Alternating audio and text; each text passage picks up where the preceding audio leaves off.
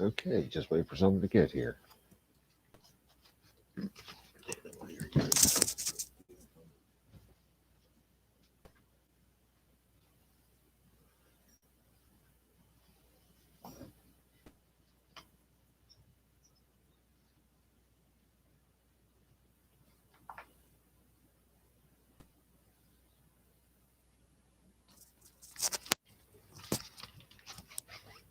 Hello, how you doing?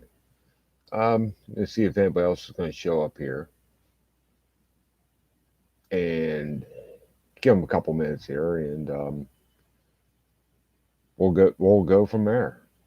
But yeah, I usually do this on Tuesday nights at 8 o'clock. It's just I had a really bad day yesterday, and I come home with a really bad headache, and it just wasn't happening.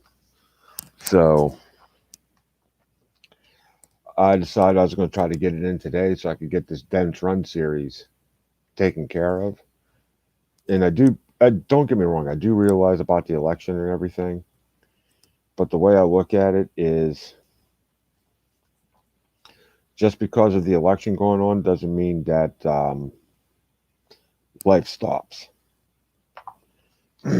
Life's still going to go marching on regardless of who's elected. So either you can sit there and dwell on it or you can move forward. I choose to move forward.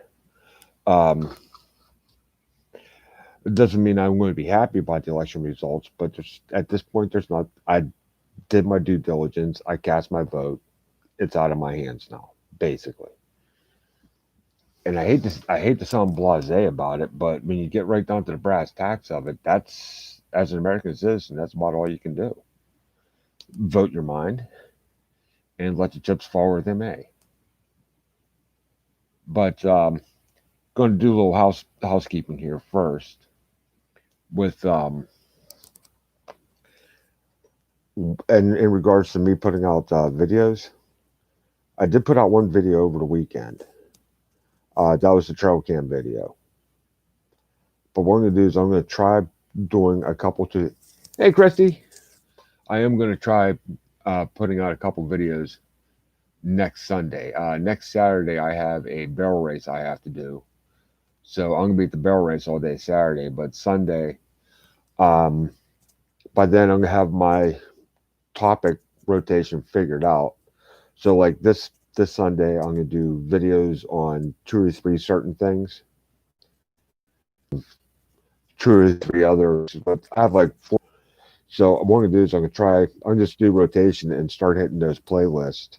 And when I get through all the playlist, I'm going to go ahead and start the rotation over again. Yeah, because right now, this time of year, I'm basically leaving in the dark and I'm coming home in the dark. So there's that. But, okay. I'm going to give about one more minute. I don't know if anybody else is going to be coming in or not, to be honest with you, especially with what's going on. But as I said, I want to try to get this in, so it is what it is, right? So where were we here?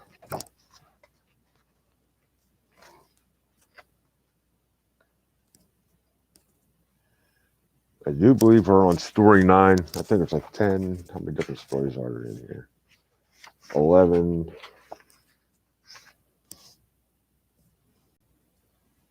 And there's some summary stuff. So I'm planning on trying to get this finished up tonight.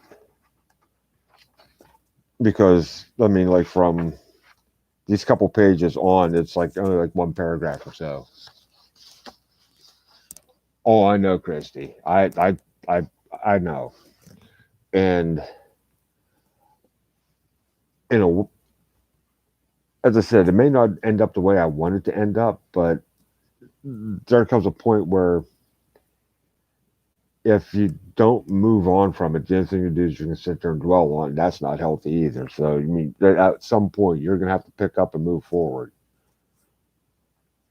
I mean, as I said, I hate to sound blasé about it because I definitely am not blasé about it. But on the same token, life still has to move forward too. You know what I'm saying, right? Yeah, you do. I missed the yep. Sorry about that. But I'm going to go ahead and go on with story 9 here, which is Reuben Colburn Winslow. Reuben Colburn Winslow is a person whose profile matches both Call and Dent as suspects due to their wealth. Winslow is not only a man of wealth, but a person of political influence, together with having a connection to the Civil War. On April 18, 1861, Reuben, nicknamed Kobe, and his nephew Thomas B. Winslow met with John A. Wolfe and later Thomas Kane in forming the Elk County Rifles, known as the Bucktails. He also served in another unit in the Civil War, obtaining the rank of lieutenant. Reuben owned and timbered lands from Trout Run to Dents Run, and is described as being a leading lumberman of the area. According to many accounts, the remains of a Civil War wagon was found on or close to the lands he timbered, just above the ghost town of Wilmer. In October 1843, Reuben was one of the first 3 elected Elk County commissioners, and is acknowledged as being the founder of Benezet, together with being very instrumental in forming Benezet Township. At the time of his death in 1871, Reuben was living in Lock Haven. Together with being a prominent lumberman, he opened up one of the first coal mines, located in Trout Run, had a major interest in the Winslow Colliery Railroad, and was considered a prominent merchant of the area. Could Reuben have been a Pinkerton suspect? He definitely fit the profile of one. So, just to back up and kind of go over some things with Mr. Winslow here. They're thinking there's a possibility that he found the gold, or at least part of the gold, with his wealth. I wouldn't downplay that, along with both of Mr. Call and Mr. Dent. All 3 of them came into wealth rather quickly. So there's a good possibility that the gold may have went there. It may not be in that hollow anymore. So that's a possibility. Okay, story 10, The Rock. In the 1970s, one of my old friends took me to the head of Chase Hollow, where he had found a rock upon which was carved 1863. The script on the rock was so weathered that we were unable to read the inscription beneath the heading 1863, except for the last letter, which was A. It was obvious that the script on this rock was very old. We assumed the last letter stood for USA. And it shows pictures of the rock on both sides here. The picture to the right is how the rock appeared about 50 years ago, while the picture to the left is the same rock as it appears today. So, I mean, you can't really see him too good. But that was the rock 50 years ago. This is the rock as of when this book was made. And it does give coordinates to it. And one thing I'm going to do is I'm looking at a video series, like next time I get up here, because I want to plug all these coordinates in and go look at these places myself, just to see if I can make heads or tails out of it.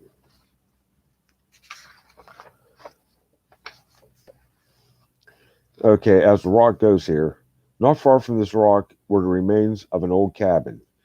In the remains of this cabin were found several old 2-cent coins, similar to the one shown here, post-dated to 1863, with a number of rusty cut nails, several old spoons, and shell casings.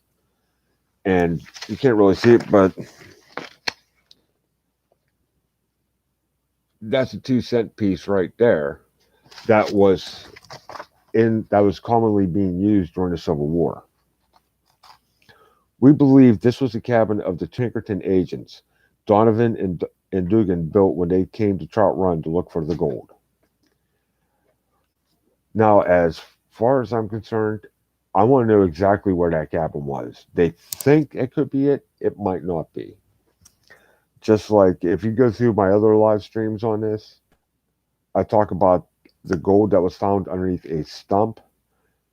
Now, Connor, from earlier in this book, was their guide. Also in the Dents Run area was a homestead or at least a cabin that had a Connor family.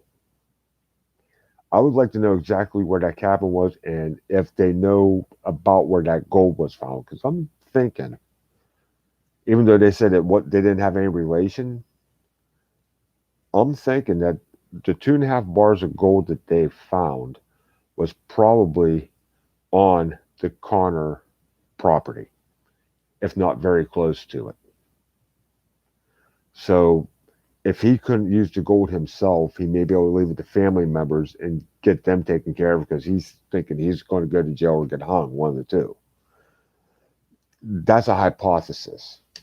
Um, if you read this book, as you read this book, the mind will start to go.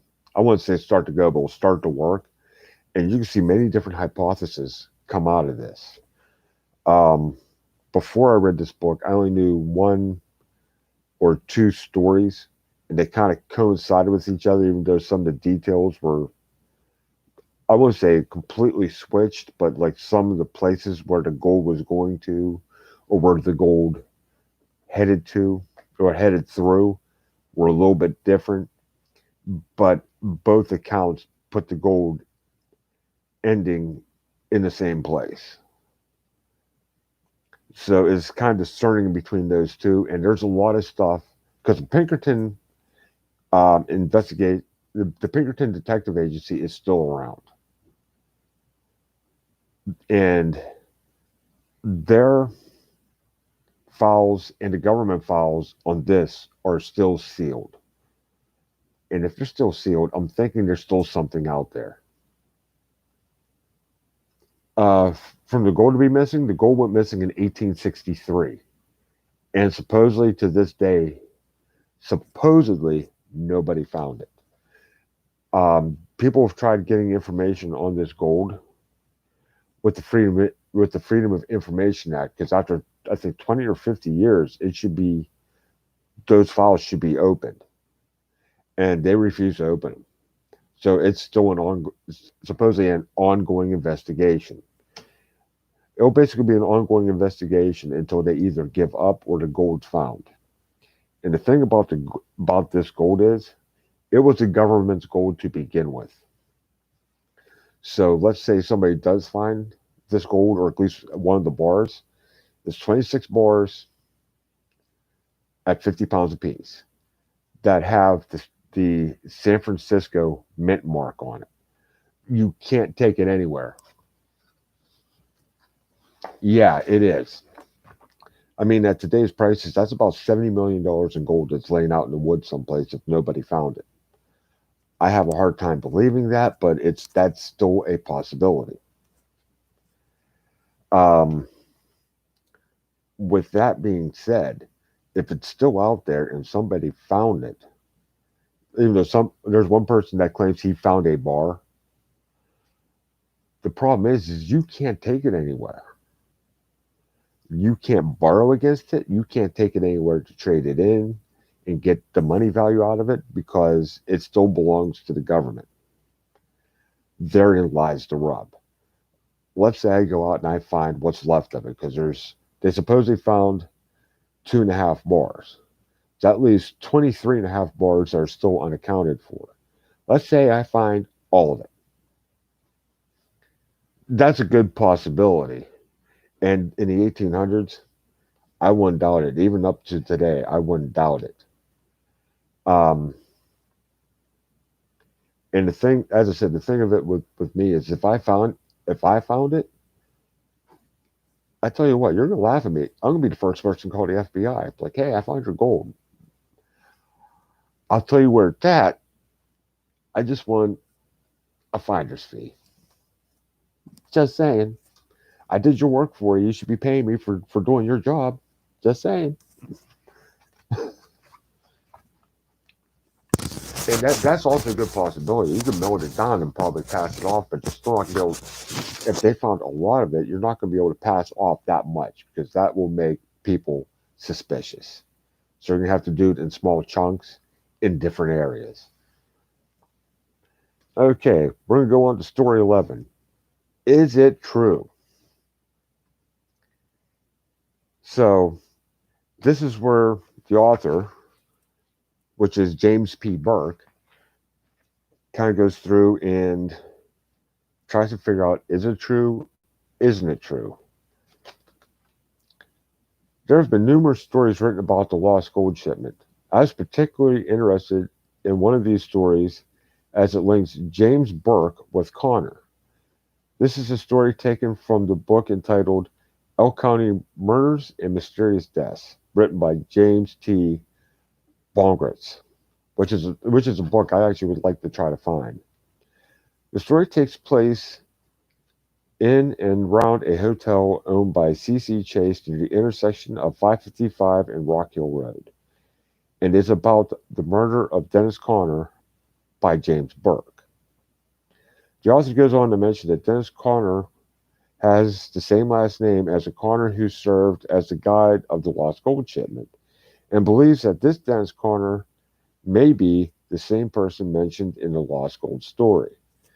Okay, now this puts Connor someplace else, because all the other stories I read about Connor, after he went staggering into Lock Haven looking for help, for some reason, whether they didn't go out or whatever, it just still a certain amount of time passed before they went back to look for it.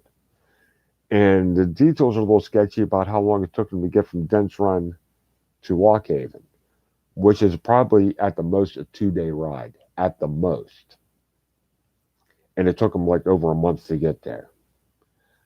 That tells me that if the Lock Haven part of the story is true, he was probably buying time, either any way you look at it. So there's that.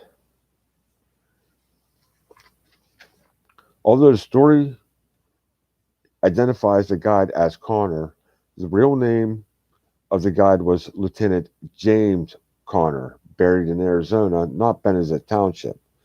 There was a Thomas Connor who was a Civil War veteran and is believed to be buried in Benezet. We have not been able to establish a link between James Burke and the person who is identified in the story as murdering Dennis Connor, and the Burke family who have lived or are currently living in either Jay or Benezet townships. There has been a huge amount of notoriety given to the lost gold story. Some articles have embellished the story far beyond the original story.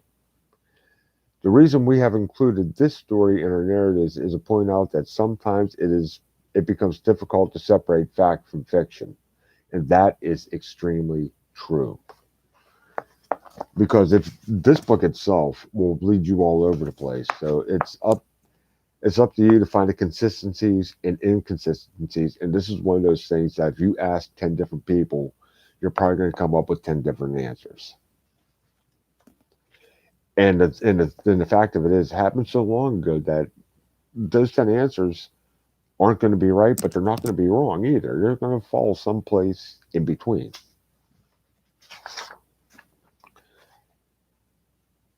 Theories and speculation summary. The following narrative is our theory of the Dents Run lost gold shipment based upon all the information we have been able to accumulate to date. Here presented is a series of maps showing the general route taken by the Civil War caravan. We begin with an introduction map of the wagon train's route from St. Mary's to the junctions of trails where the gold caravan took the wrong road and became lost.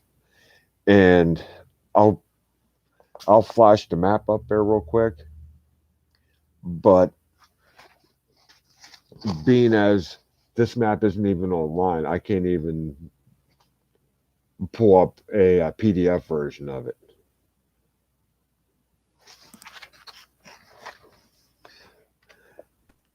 Upon arriving at Swissmont, a decision was made to deviate from the original route and take a shortcut over the mountains to the mouth of Hick Run on the Bennett's Branch. As they were proceeding on their new route, they came to a junction of roads that was not shown on the maps they acquired in St. Mary's called Wildcat Country. And here's the thing, the Wildcat Country map, they've never found a copy of. So it's something that maybe went by the wayside, got thrown out, or somebody may have drawn that up hoping that that would happen. Because there's never been a map found in that area with that name. Here they took the most used road, which in hindsight was a wrong road, and continued on.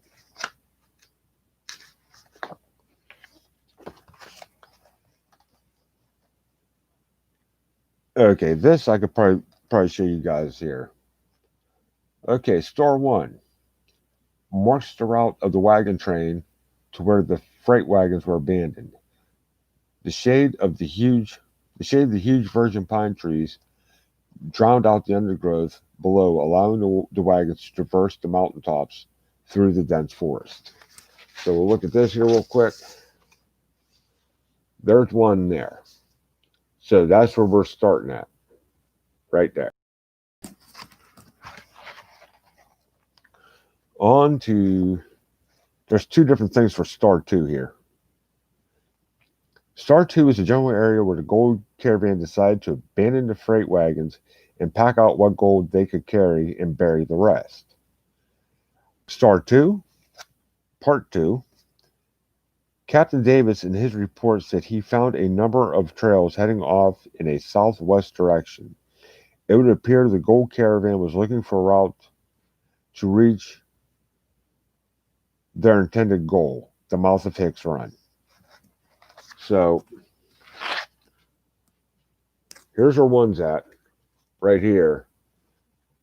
This is how far they traveled so far, the two. So we're going to go from the red trail down here to the blue trail. On to Star number 3. Star 3 shows the exact location of the Pennsylvania Game Commission corner shown in the picture above. Just south of this cornerstone is a large food plot shown in the picture above. So you're not going to be able to see the picture very well, but they did write the coordinates down in here.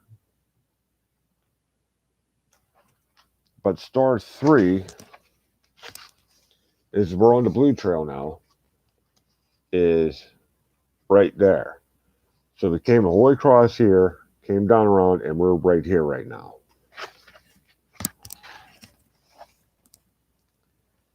And all this is what they put together with the information that they had and a little bit of conjecture, but what seemed to be the most plausible way that they went, because we don't really know.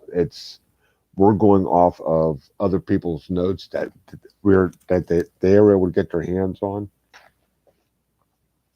from some of the people who actually survived this or what have you, or some of the Pinkerton agency stuff wasn't sealed, but it was insignificant evidence that's not going to take you anywhere. Okay, Star 4 marks the general area where in 1876 a survey found the remains of 3 to 5 skeletons. Having successfully raided the caravan of the gold, the bandits returned to where the freight wagons were abandoned to take possession of the buried gold. It would strongly appear that this is when Connor, who is obviously one of the culprits involved in the heist, hid his share of the gold and headed off to Lockhaven with a fabricated story to cover his involvement. Which would be right there. There's Star number 4. Now, I'm going to bring this up when it comes to that. I want to know, the survey found the bodies, so I'm thinking the bodies weren't buried. They were just lying out in the middle of the woods. What I want to know about this is, were the bodies, I want to say arranged, but were they found in a very close group? Or were they spread out? Were the head and the feet all pointing one direction? Or were they kind of headed all different directions? Because that'll tell a lot about that crime scene. If the bodies are kind of like head to tail or head to foot, going in a certain direction, kind of spread out, not really like evenly spaced, that could probably signify that they were running. If they were kind of found in a group, kind of like in a semicircle, whatever, they died fighting and they just let them lay. So that will tell a lot about what happened at that spot. And that in itself could be a major clue. Okay, Star 5 shows the bandits' route from Star following Bell Drive southeast to the stream of Dents Run. And that is kind of speculation at this point. They said they've seen trails headed off. Now, those trails could have been anything, but they kind of attribute them to the people who stole the gold. Now, they came up well after the fact. It could have been people stole the gold. That trail could have been there before that gold was stolen. We don't know. But it's speculation at this point. And that would be the star right here. And they kind of continued off in that direction.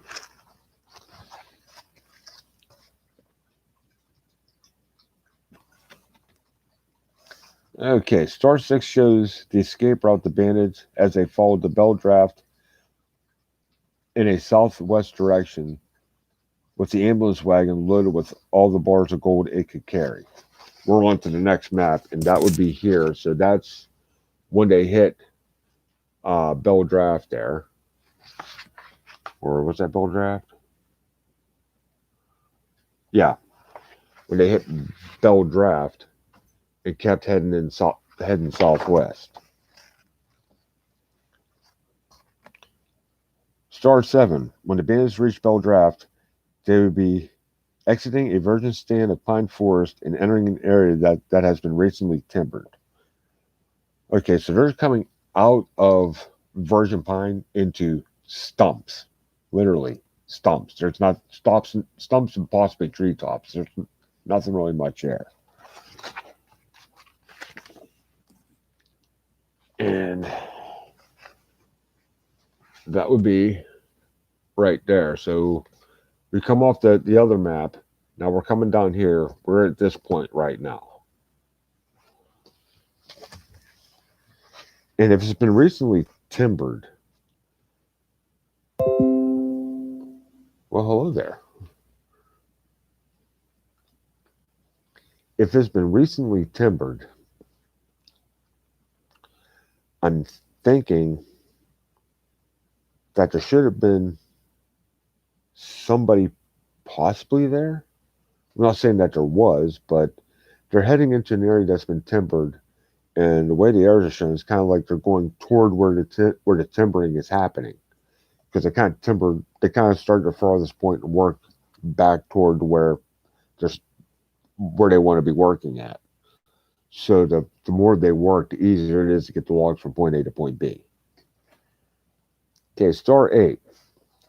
It appears obvious that the bandits' escape route was to the west. If they turned towards Dents Run, they risked a chance of being recognized by somebody in the area. Backtracking on the original trail in the direction of St. Mary's or heading east, they took a risk of encountering a rescue party coming from Lock Haven. They were well aware if they got caught, they would be hanged. So that'd be that star right there. So we're kind of at that point they're at that point like, well, that's about the only way we can go, and hopefully and they're actually passing south of St. Mary's, and that in and of itself runs a risk, because actually they're heading kind of like northwest, which kind of puts them closer to St. Mary's, by the way this map's going. So, and I haven't read maps, so this is kind of interesting how this is working out. Star 9. The bandits proceeded up the Dents Run stream near the future village of Wilmer when the ambulance wagon got bogged down in a swamp. They had no choice but to abandon the wagon and continue up the stream on horseback. As the original story states, the Pinkertons found 2.5 bars of gold 4 miles south from where the freight wagons were abandoned, which agrees with this narrative. It appears that following abandonment of the ambulance wagon, the bandits couldn't carry all the gold and had to hide it somewhere near where they got bogged down. And that would be right there.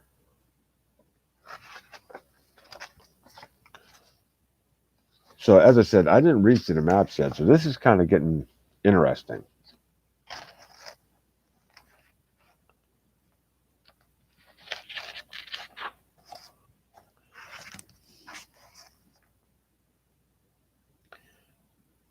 Okay, so we're going to go on to Star 10 on the next map.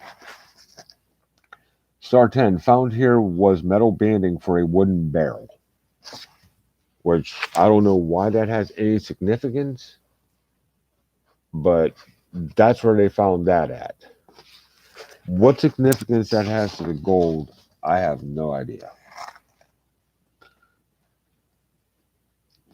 Star 11, found here in the 80s, is a rock with inscription that reads 1863. The script below the date is weathered beyond being able to read. Near the site, its remains of an old cabin. Found in the remnants of the cabin were several 2-cent coins posted in 1863, which we've already been over this. This may have been the Pinkertons' cabin, which we already went over as well. And that, Star 11, it's a little bit off the path, but it's right there.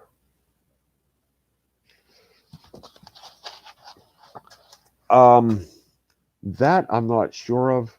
I know there was a coal mine someplace up in there. Caves, not, as I said, not that I know of. I'm not saying that they weren't though, that there aren't though. So okay, Star 12 is a state environmental project shown in the picture below. Okay, and what this is, that'd be what, 12? Right there. And what that is, that's not the feed plot. What that is what they call a slashing. I'll see if I can get the picture close enough here. You see that yellow gate? That yellow gate's in a fence. It's all fenced off, and they kind of study that. But just because it's fenced off, the gates are allowed to allow animals out, and people can go in and out.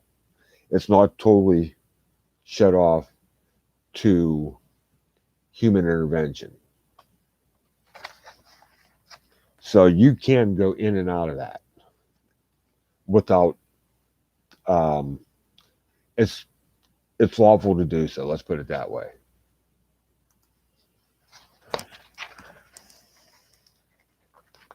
Okay, Star 13 shows where the original Chase Hall flows into Trout Run. In 1866, the Pinkertons found 2 Army-branded mules here. Two original stories. Actually, then the 2 stories are in this book. In the first story, they found government-issued mules, government-branded mules that some guy found wandering in the woods. In another story that's also in this book, they found 4 to 5 mules dead. And concerning which story is true, now the ones wandering around in the woods, depending on how long they were wandering around, up until the guy found them, they could have come from anywhere. And not, if the gold shipment went through there, those mules probably came from that gold shipment. But as I said, they could have been wandering around from anywhere. If they were found dead, again, what I want to know is, did they find them all dead in one area? Or were they spread all over the place? And the reason I say that is if they're found dead in one area, they were killed. Because if even if they're roaming around, if one died, the rest of them would move on from there. It would be very unlikely for them to all die at the same time at the same place. That is highly unlikely. Okay, okay, I'll show you where star 13 is. That's where the mules were found, right there. I believe so. Yep. Okay, star 14 shows the location of an old wagon road that ran from Benezet to the Milesburg Turnpike. This old wagon road was once and it just stops there. Oh, there's supposed to be more printing there, but it kind of got cut off. But I believe what they're going to say is this old wagon road was once what they call a turnpike. See, that I don't know, because one story is like 50-50. One story says the mules were found wandering around and the guy just took them. It's a good possibility. And the other one said they were all found dead. So, again, it's a big fuzzy area. See, I'm tending to think like you are. Like, if they found 2 mules, I bet you if they found any dead mules, they found 3 of them. And those 2 were the ones that got away from it. And this guy found them after the fact. That is a good possibility. Okay, and 14 would be right here. So up here is where the mules were. Now we're down to here, and we're going to start over here, which is star 15, shows the intersection of the Benezet and Milesburg Turnpikes.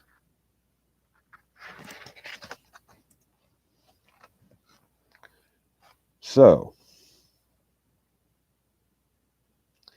okay, the map presented above was carved from a map of Elk County, published by E. Willard in the 1850s and drafted from the original surveys of this area.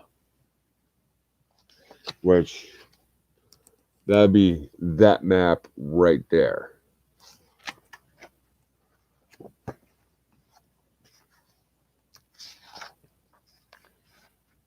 Okay, the map clearly shows the Pennsylvania Turnpike that runs from Benezet to the Milesburg Turnpike.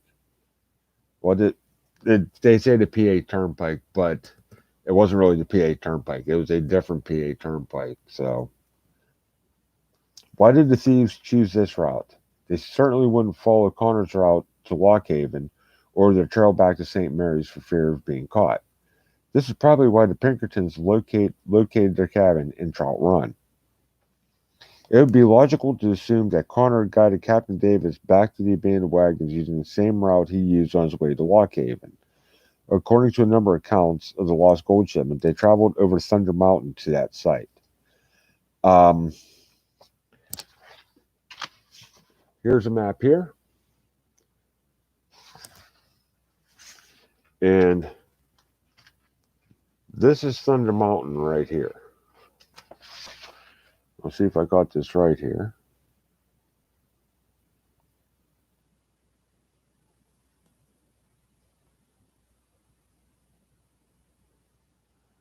Okay, and what the deal is on this map, down below, this stream system down below Thunder Mountain, this is Dents Run.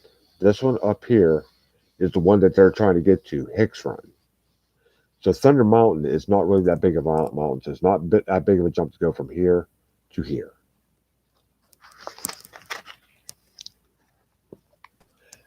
If these accounts are true, we can make a number of conclusions. First, he exited on the Hicks Run side of the mountain, not Dents Run, as some accounts claim. It would also appear he intentionally avoided Dents Run. It would be common sense to believe that Connor would bury his share of the stolen gold somewhere along this trail, probably near a recognizable landmark. The star indicates the location of the FBI dig in 2018, which there's a star there. In 2018, that's where the FBI was digging for the gold there, which I don't think they found it. And that's in Dents Run, which I think they're digging in the wrong spot.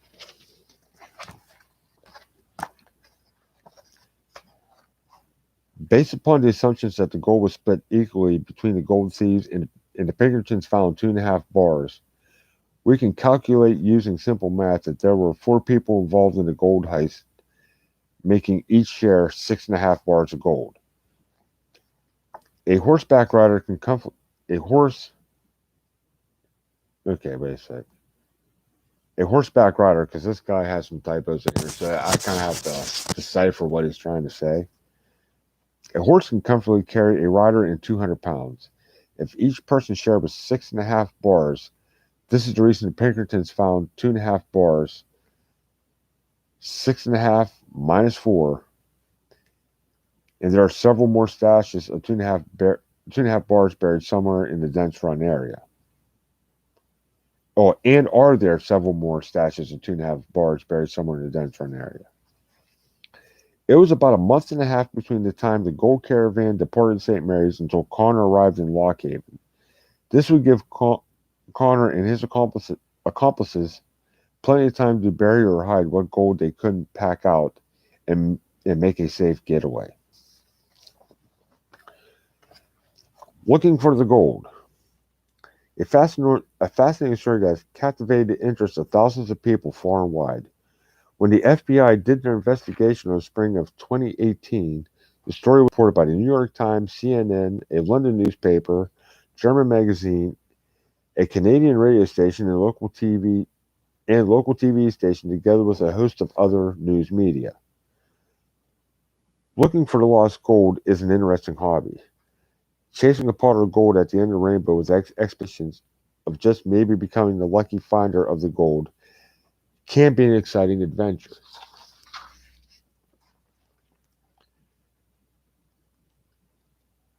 There are those who feel that the gold story is nothing more than an old wives' tale.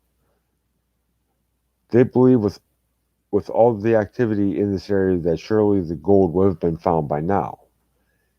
A few short years ago, a logger in the Bell Draft area was seeking shelter under an overhanging rock during a severe rainstorm. On a rock ledge under the rock, he found 3 clay Indian pots. If these pots have remained undiscovered all this time, then perhaps there's still some gold bars remaining to be found. Good point. If the story is a hoax, why is the FBI so interested in the story? It is reported that during their investigation in 2018, they had over 50 rooms booked in the local hotels. Why are they so secretive about their findings? You believe that if they found all 26 bars, or if they didn't find any of the bars in the recent day, there'd be a big announcement. Or maybe, just maybe, they found a portion of the gold and want to keep their results classified. Now, the one thing that I'm going to say, and this is just from my belief in watching what the FBI has done over the years. The FBI likes to toot their own horn a lot. If they found even part of that remaining gold, we would have known about it. Like, hey, we found this. It's in our hands now. You can't get it. Bye bye. And that'd be the end of it. But that didn't happen. It's my belief that, especially with Connor involved, if Connor buried any gold, I don't think he buried it in Dents Run at all. It's possibly in Hicks. Because if he came over to Thunder Mountain, there's a couple places in Hicks that I know from the maps in the book that I know they're on the map now, but back then they were not. So what better place to hide something than in a place that nobody really knows exists or hasn't really been up into? that you know is not going to be disturbed as much. That is a very distinct possibility. And he probably would have had access to those maps as well. So that is where my thinking's at. I'm like, I don't think he put in Dents Run because he knows that if it was done in Dents Run's going to be crawling. At least with his portion of the gold, he's going to take it elsewhere. And the thing with Connor is after the failed attempt at a quote unquote rescue, they tried him or they court martialed him over what happened to the gold, but they came up with inconclusive evidence. So what they did, they reassigned him before he could go back in and get anything to California, where he ended up dying. So after everything was said and done with this, and as soon as they found inconclusive evidence, they transferred him to the other side of the country. So there's that. Okay, some tips on searching for the gold. Do as much research you can in obtaining all available information. Number one. Number two, try to visualize this area as it was in 1843. North of the confluence of Beldraft and Dents Run was a stand of virgin pine trees, not the laurel jungles in this area today. Number three, the roads up Dents and Hicks Run were not built yet. 4. A map is an important tool in searching the countryside. Topographic maps are available locally at Ammo and Arms in St. Mary's or Bob's Army Navy in Clearfield or online. The DCNR has maps of Thunder Mountain Equestrian Trail and State Game Lands 311. You can contact for information. You can get those. I do know for a fact that you can get those maps offline as well. I mean, online as well as PDFs. Number 5, it's wise to never go alone. That's a good point because there's many places I've been in those mountains before. I've been in that area before. There are many places that if you go alone, even if you file a quote, exactly. That's another thing to keep in mind. Watercourses will change over the years. Streams will migrate one way, migrate another way. Erosions, they're going to erode lower in places, and in other places where the water's still, the silt's going to build up, and the silt's going to push that stream one way or the other. So there's all that to keep in mind too. But back to the never go alone, there are places in that mountain. Even if you go and hike and you tell somebody what your quote unquote flight plan is, and something goes wrong well before that, you're going to be there for a while because if you're hurt bad enough, you're not coming back out. They're going to have to come in and drag you out. And there's some places that once they start dragging you out, it is going to be a multiple hour ordeal. So having help or someone to watch your back is going to be paramount. Learn and mark all the landmarks for future references. And what he means by mark is get the coordinates of it, use Google Earth or your topographical map if you can, or what have you, and mark that on the map so you can go back to it. Myself, I prefer GPS because with GPS, you just plug in the coordinates and say go. Okay. Number 7, it would be helpful to know the state markers that would be included in their color coding for trails. For a complete guide, Google the site indicated below, and it gives you a big long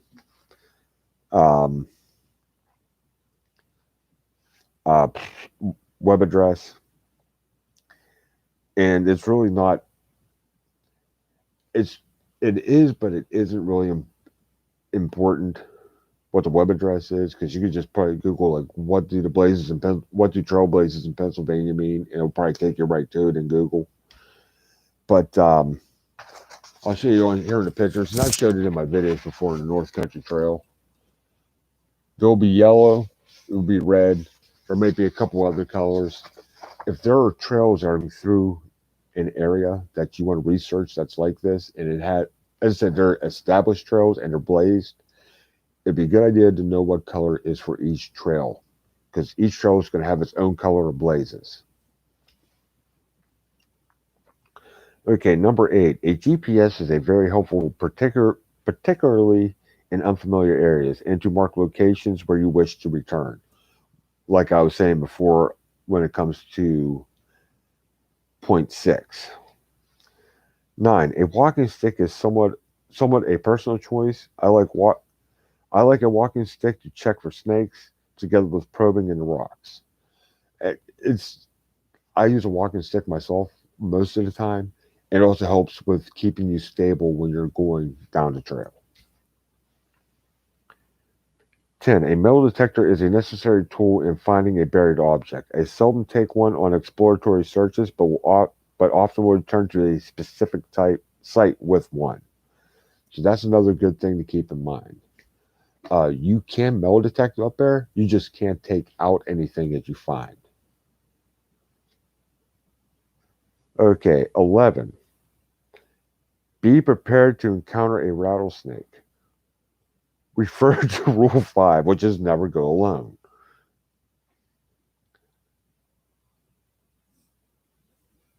Two trips made this year in 2019, we encountered two rattlesnakes. So in 2019, they found two rattlesnakes while they're out doing their thing. And there are rattlesnakes all over the place. I'm not saying they're just laying around all over the place, but you could go anywhere up those mountains and possibly run into a rattlesnake. That is not beyond the realm. Let's put it as well within the realm of possibilities. And number 12, a rabbit's foot just for luck.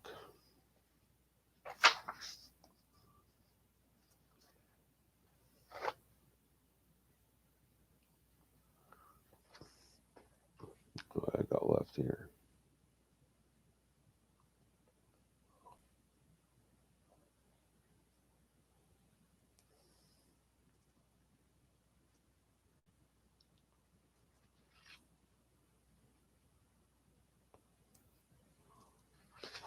Okay.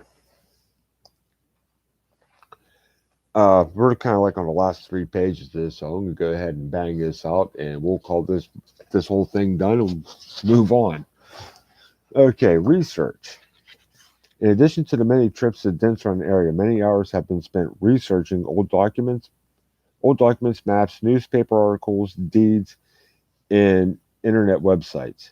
In addition, we have visited libraries, historical societies, and military archives that includes but not limited to Carlisle Military School, Gettysburg, Fort Monroe, Andersonville, and other archives.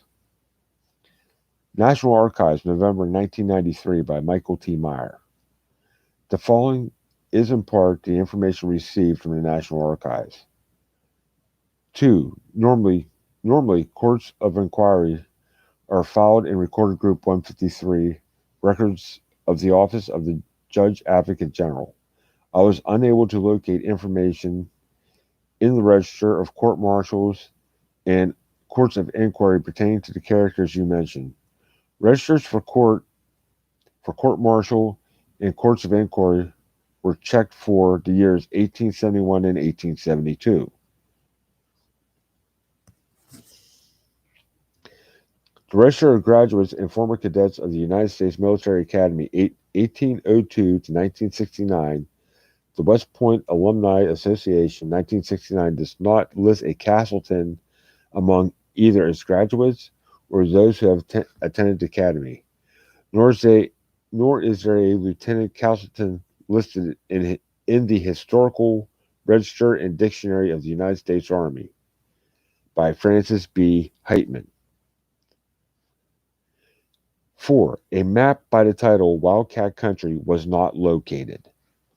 Again, there's that Wildcat Country map. 5. I was unable to locate references to the Pinkerton Detective Agency within Record Group 107. records of the Office of the Secretary of War relating to this incident. The relationship of the Pinkerton Agency with the War Department was minimal after the Civil War. Very interesting. Research report by Jason L. Jordan, October 1994. A comprehensive search of the records regarding military court-martials during the Civil War revealed no information pertaining to any of the principal characters of the alleged Wildcat District Lost Species episode of summer 1863. That's a very interesting name for that. These records were cataloged by military officials alphabetically by year. Thus, if the names in the initial story were incorrectly reported, it would be difficult to locate pertinent information from the Judge Advocate General records. None of the JAG records indicated any actions regarding this incident. Each military installation sent post returns on a monthly basis to headquarters in Washington beginning in the early 19th century. These post returns provide basic information on the base, including troop counts, supply lists, general orders issued, and a chronology, chronologically chronology. That's what I'm looking for. Of significant events. There are no post returns for the post locations, Lock Haven and Clearfield, Pennsylvania, noted in the story. It could be that posts did indeed exist at the locations but were known by another name. However, a check of the index for Pennsylvania posts did not suggest that these posts existed. A complete search for the post returns was done for the Carlisle Barracks, Pennsylvania. During 1863, the U.S. Army 1st Cavalry was headquartered at the Carlisle Barracks. Carlisle was commanded in 1863 by Captain David Hastings. A potential problem in accounting for all happenings at Carlisle for the period in question arises due to extraordinary circumstances. In June 1863, Union and Confederate troops were on the move in the area, heading for the confrontation at Gettysburg. The Carlisle Barracks, which primarily housed munitions as well as the 1st Cavalry, was evacuated on June 25, 1863, in the face of an enemy advance. Men and munitions from the Carlisle Barracks moved to near Harrisburg. They remained encamped in Harrisburg until after the Battle of Gettysburg. While the post returns did not reveal any specific information which verifies the events in question, some of the general information may offer circumstantial evidence. This information should be carefully researched from the records held at Carlisle.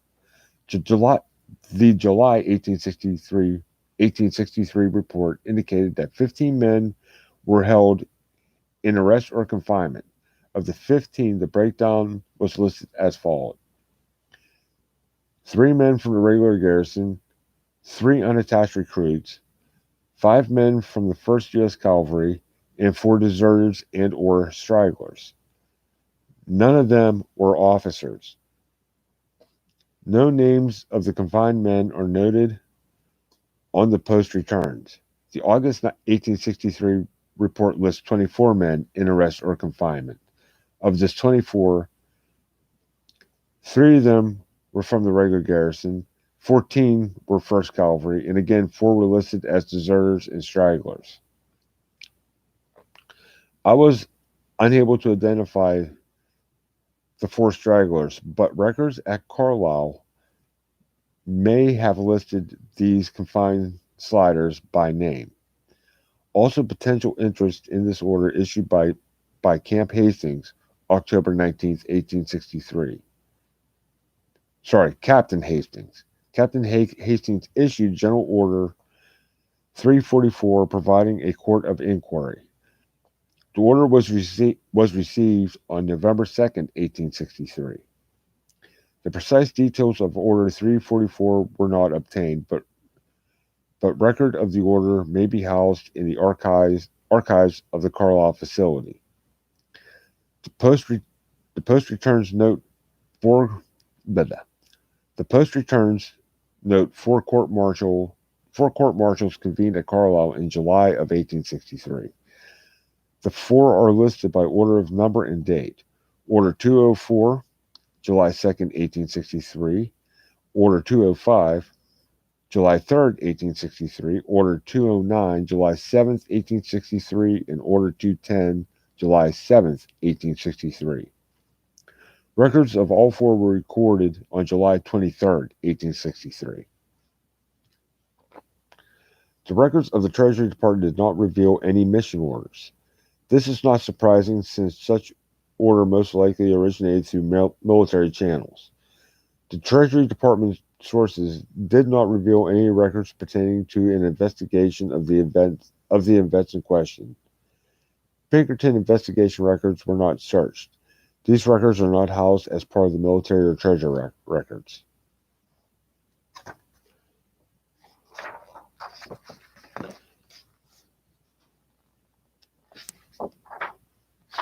All Pinkerton materials are available in the Library of Congress. It should be noted that the Pinkerton collection is large and extensive, required extensive research time. From this report, we did get some leads for further investigation and an invoice for researcher time. That's probably a big invoice. The Historical Society of Pennsylvania by Daniel N. Rowe, Ph.D., August 1996. In part, Dr. Rowe's letter reads, I'm sure you have the account of the Elk County gold as found in a History of Elk County, Pennsylvania, 1981, especially since Planck's version is almost the same account verbatim. Regrettably, neither rendition provides us with their sources of documentation for the story.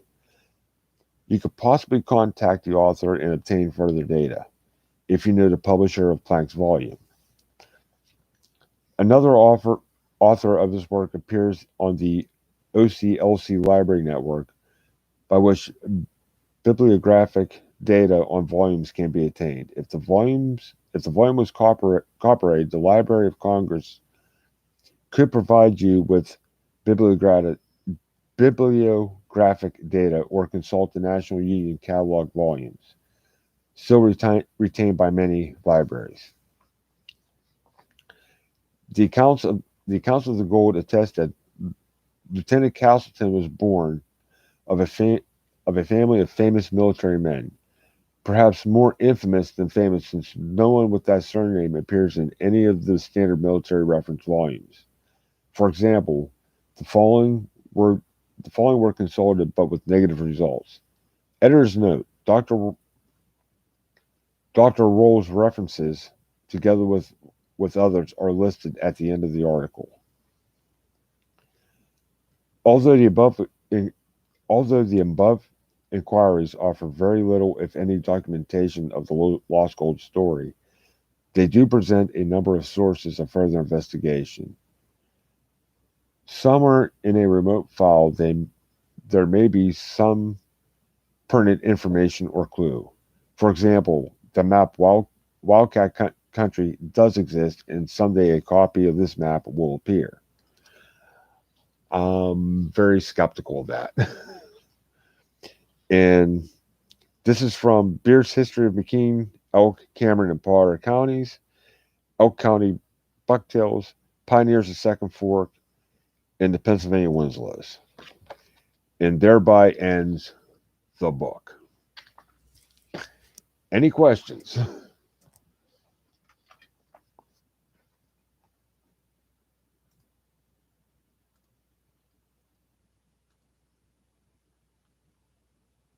So if there's no questions here, I think I'm going to call it done, and I'm going to move on to another. I'm not sure exactly what the subject's going to be, which I'll probably announce that on Sunday. But that, yes, it does, Christy. It does make you wonder. And I'm sorry about jumping there. I guess I keep on forgetting there's a little bit of lag between the time you hit enter to the time I see it.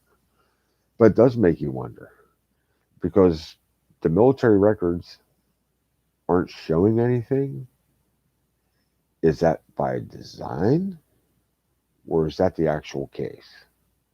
But something like this is 50-50 either way. Just like the Pinkertons' involvement, it could be 50-50 either way. I personally believe that the Pinkertons were involved, even though something tells me somewhere along the line that their involvement wasn't exactly military. It's more somebody had some money and sent the Pinkertons after that, after the gold. Or is that like another cover up, if you will, by both the Pinkertons and the government, saying that, yeah, we had no real involvement in it. It just looks that way. We just happen to be in the area, what have you. So there's a lot of things. Like I'm good. I'm going to go through here and write down all the coordinates that they put down in this book. And then the next time I'm up in that area, I want to start going to these coordinates or all the coordinates I can actually make it to. Like the thing that makes me wonder is the rock with 1863 on it. One thing I've not heard from anybody, they just said the writing on the rock's indistinguishable. Oh, see, I'm thinking the same thing. But there's also that story of the guy that took refuge under an overhang and found 3 Native American clay pots that have, who knows how long they've been there, but they were there since well before the Revolutionary War, let alone, well, probably maybe since the Revolutionary War, but probably well before the Civil War. So there's that to contend with. So if that can happen, the gold thing can happen too. That's just how I look at it.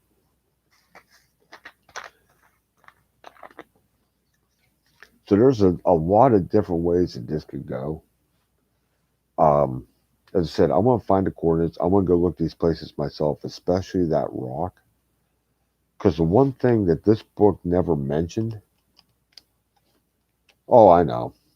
I've run into them up there before. Back to the rock. The one thing nobody ever mentioned with the rock is they never said if anybody actually took a piece of paper and did a rubbing. Basically took a crayon and kind of slid it sideways, back and forth across there.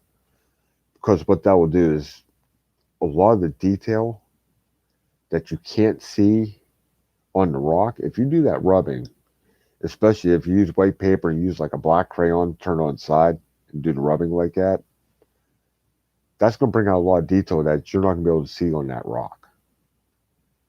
Which, if there's any more writing other than what they can see of that A under the 1863, that rubbing is going to tell you what's there. Um, that, I'll have the book with me if I go to these places, like that food plot and that slashing that I showed you guys. That holds a lot of interest too. So, I mean, there's many things in this book that next time I go up there, I could actually go look at myself and start to formulate something, along with some of the unspoken clues that's seen in this book as well. So, there's many different ways you could take this. But that's all I have for tonight. So, I thank you too for coming. I love you too. And I will see you guys hopefully next Tuesday. So, y'all all have a good night.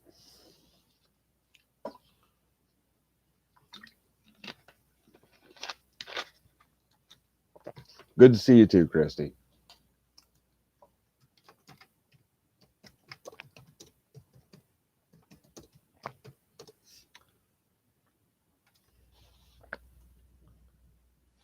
Bye bye.